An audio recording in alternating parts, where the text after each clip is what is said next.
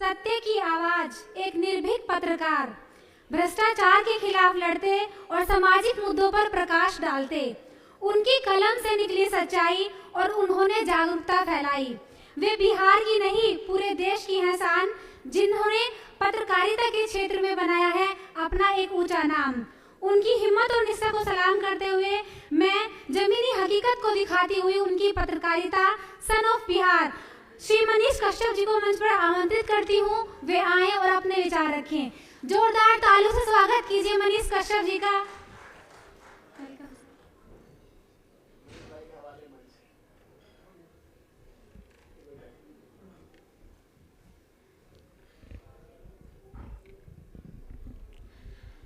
मंच पे बैठे सभी गणमान्य व्यक्ति और साथ ही साथ सामने जितने भी लोग यहाँ पे मुझे सुन रहे हैं, उन सभी को धन्यवाद। मैं सबसे पहले धन्यवाद देना चाहता हूँ संदेश यादव जी को, जो ये जानते हैं कि मनीष अगर मंच पे आएगा तो वो दिल की बात करेगा और साथ ही साथ अगर उसको दुनिया में कहीं भी मौका मिलेगा तो बिहार की बात जरूर करेगा। उसके बावजूद जो है उन्होंने मुझे बुलाया। संदेश यादव जी, आपको सच में दिल की गहराइयों से धन्यवाद। और इन्होंने एक बात भी मुझसे बोला है कि थोड़ा लंबा बोलिएगा, क्योंकि हमारे राज्यपाल महोदय जो है अभी रास्ते में हैं। तो मैं शुक्रगुजार हूं इनका, क्योंकि जो है मुझे अच्छा मौका मिला है। पांडे जी को भी धन्यवाद, जो फोन पे जो है मेरे साथ लगे रहे और इन लोगों ने जो है ये मौका दिया है। और यहाँ पे युवाओं की बात हो रही है और भारत के हर एक पार्टियों में युवा हैं, हर एक गांव में युवा हैं, हर एक संस्थान में युवा हैं, हर एक जगह पे युवा हैं। जब बात भारत की आती है तो इस देश के सभी युवाओं को एक होके जो है वो भारत की बात करनी चाहिए। जब देश के विकास की बात आती है तो देश के सभी युवाओं को एक होके देश के विकास की बात करनी चाहिए।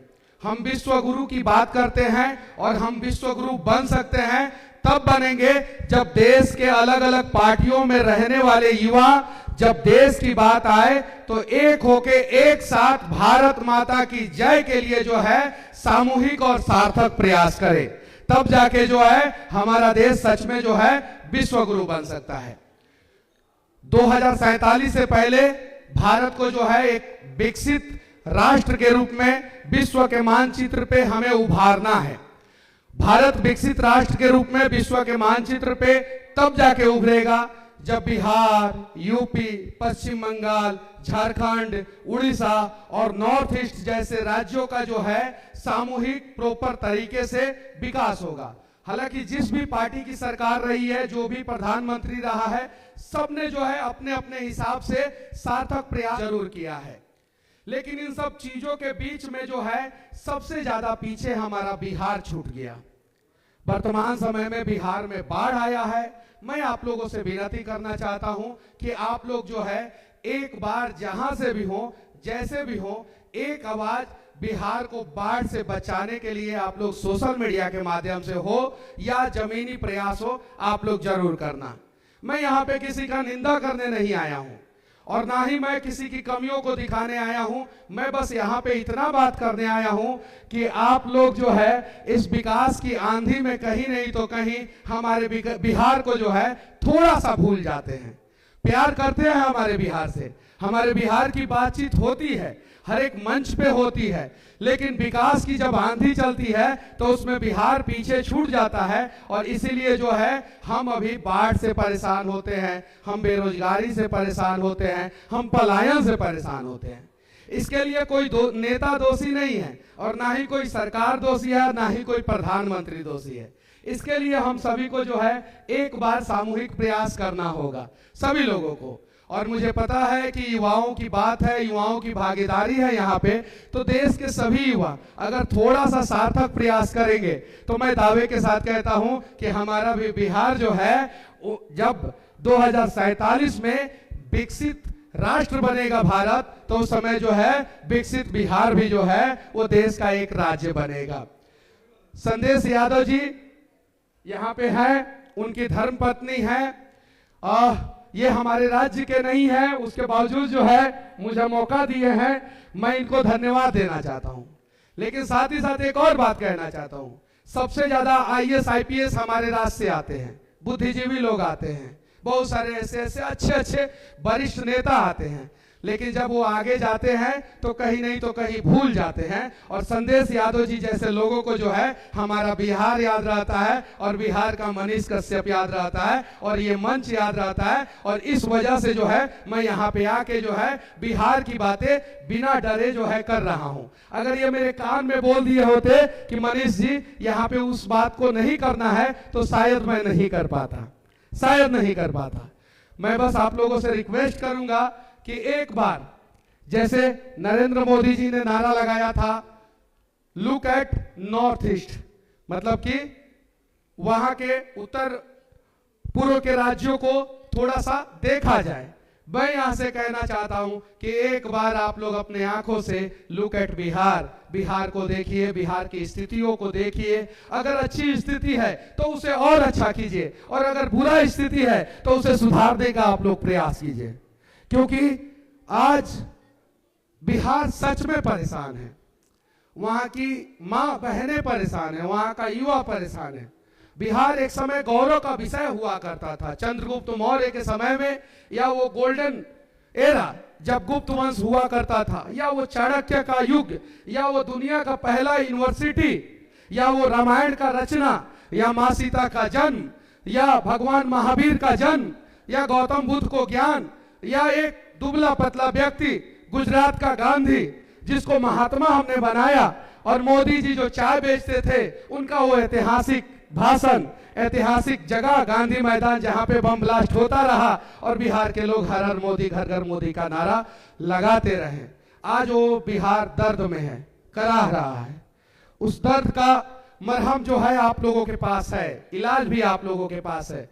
अगर आप लोगों ने दोनों हाथ फैला के बिहारी को गले लगा लिया, मैं दावे के साथ कहता हूं ये बिहार जो है, बिहारी जो है पूरे दुनिया के लिए, पूरे देश के लिए लड़ता है। और आप हमसे कहते हैं सड़क साफ करो तो हम सड़क साफ करते हैं, आप कहते हैं हवाई जहाज चलाओ तो हम हवाई जहाज चलाते हैं, आप कहते हैं ट्रेन चलाओ तो हम ट्रेन चलाते हैं, और आप कहते हैं देश चलाओ तो हम देश चलाते हैं। आपने जो कहा हम बिहारी ने वो किया। आज एक बिहारी आप लोगों से विनती कर रहा है कि आप लोग एक बार बिहार के लिए कुछ कीजिए, अगर हो सके तो सामूहिक प्रयास कीजिए।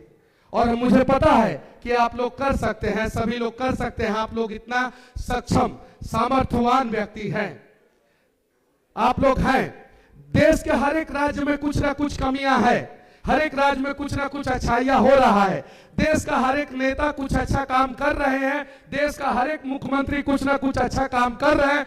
देश का जो भी प्रधानमंत्री आज तक बना है, चाहे वो जवाहरलाल नेहरू हो, लाल बहादुर शास्त्री हो, इंदिरा गांधी हो, राजीव गांधी हो, या अटल बिहारी वाजपेयी हो, मनमोहन सिंह हो, या दुनिया के सबसे लोकप्रिय वर्तमान समय के नेता नरेंद्र दामोदर दास मोदी हो, सबने जो है देश के लिए और अलग अलग राज्यों के लिए कुछ ना कुछ किया है। लेकिन इसी कड़ी में हमारा बिहार जो एक समय समृद्धि का प्रतीक होता था, ज्ञान का प्रतीक होता था, साहस का प्रतीक होता था, दुनिया को रास्ते दिखाने वाला बिहार होता था, आज वो बिहार और बिहारी गाली बन गया है।